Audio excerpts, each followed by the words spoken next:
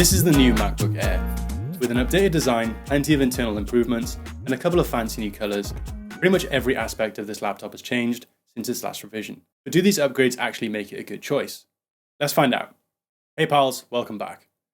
I've always thought the MacBook Air is a bit of a weird product.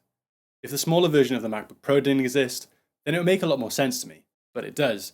And since the Air has never really been that much of a difference in overall volume and weight, I've personally never found myself particularly drawn to them. That being said, with the latest versions of the MacBook Pro being positioned as a powerful laptop for professional use, I can understand why there would be a demand for a stripped-back, portable device designed for more casual users. In this review, I'm going to share my thoughts on Apple's latest iteration of the MacBook Air, so watch until the end of the video to find out whether I would recommend this laptop.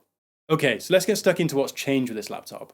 We have a couple of new colours available, including Starlight, which replaces the gold colour option from the M1 version of the MacBook Air, along with Midnight, which is this new inky blue edition. I personally love the midnight colour option. Unless you're in a very well lit environment, it's not that blue, and it looks really good in person. I just hope that there's some consistency with this colour if Apple chooses to keep it in the mix. It really annoys me how many different versions of Space Grey we have now across various products. The classic wedge design is no more, and instead we now have something that resembles a slimmed down version of the new MacBook Pro machines. At 13.3 inches, this laptop is the perfect size for travel and working on the go, providing plenty of screen space to comfortably read web pages or edit documents, and has a footprint that would fit on most small surfaces or fold-out tables. After living with the MacBook Pro for the last 10 months, I can honestly say that I rarely use the MagSafe connection. As I explained in my review of that machine, I'd rather not carry the extra cable, and I would have just preferred the extra Thunderbolt port. At least the colour of the charger matches the laptop now, for the most part. The updated M2 chip continues Apple's silicon architecture, providing a decent level of performance with impressive single-core benchmarks. I've seen a lot of negative attention surrounding the fanless design of the MacBook Air, with many articles and YouTubers pointing at the negative impact that thermal throttling can have on performance. I'd recommend watching this video from Snazzy Labs, who does an excellent job of explaining how thermal throttling isn't really an issue for this machine. I also think it's worth keeping in mind that this laptop isn't really meant for power users. So unless you're really pushing this machine, it's unlikely that you're going to run into any issues. I noticed something weird about the keyboard and trackpad on the MacBook Air. They're exactly the same as what you'd find on the new MacBook Pros, but they feel and sound very different on this laptop. Let's say the trackpad, for example. I'm not sure how to explain it, but it's much more obvious that this is a haptic motor, and the impression that you're physically clicking a button just isn't as convincing as other Apple devices.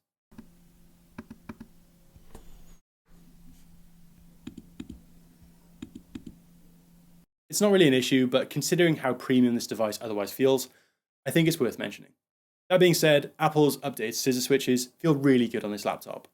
I know keyboards are incredibly subjective, but I personally really enjoy typing on this machine, and even though the keys have slightly more flex and travel than my 14-inch MacBook Pro, I actually preferred the overall experience.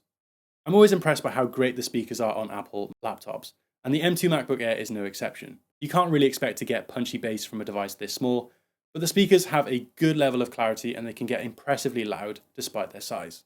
There's also been a change to the webcam. It's finally been upgraded from 720p to 1080. It still looks a bit pants, but it gets the job done. Okay, this is just a quick test of the webcam inbuilt to the MacBook Air. It looks pretty terrible. Like we saw on the new MacBook Pro redesign, the touch bar has now been replaced with a row of function keys, which gives you a familiar range of commands with zero fuss. Speaking of the new MacBook Pros, I'm sure there are people watching who watched my video review of that laptop and are hoping for a direct comparison. The 14 and 16-inch MacBook Pros are still the one to buy if you want a laptop with the best performance possible, with much faster CPU and GPU performance.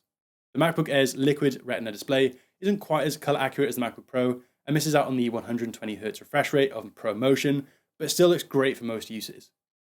You'll get about 500 nits of peak brightness compared to 1000 nits sustained from the mini LED display of the Pro machines that also allow those individual pixels to switch off, providing a ridiculously higher contrast ratio. There's no SD card reader on this laptop, which is understandable, but I feel like a HDMI port would have been a really good move, considering the most obvious target audiences for this device would be students who may need to occasionally present on a larger display, or professionals that require a portable workstation.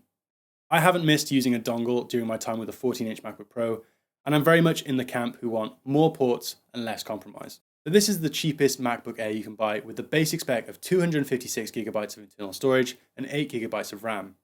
Now, I would argue that in 2022, when pretty much everyone has a 4K camera in their pocket, these specs are starting to feel a bit dated.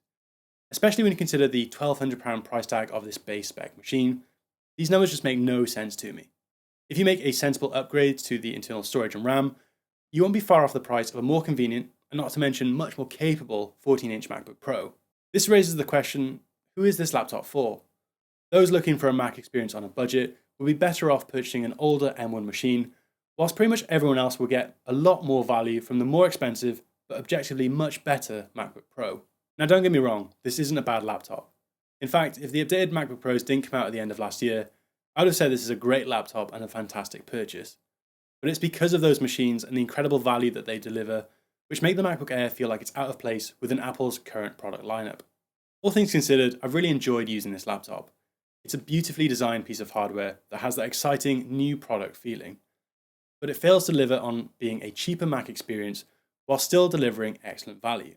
So for the time being, there are other options I would recommend. Speaking of value, I hope you found this video helpful.